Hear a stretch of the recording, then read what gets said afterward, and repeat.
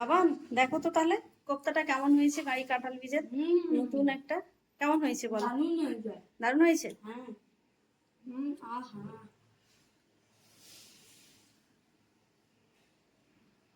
নমস্কার সেতু।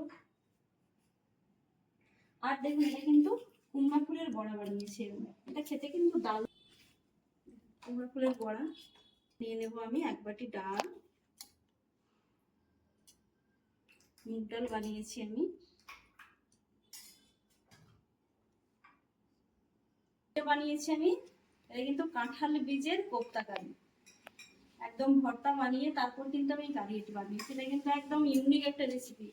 এটা কিন্তু না খেলে আপনারা মিস করবেন। তো বাড়িতে এইভাবে বানিয়ে আমি সেই রেসিপিটা আপনাদের সাথে শেয়ার করব, তবে কিভাবে বানিয়েছি। আর এটা কিন্তু দারুণ একটা রেসিপি, আর কারি পাতা দিয়েই আমি বানিয়েছি। দেখুন এই রেসিপিটা কেমন হয়েছে সেটা অবশ্যই আমি আপনাদের সাথে যখন শেয়ার করব আপনারা বলবেন।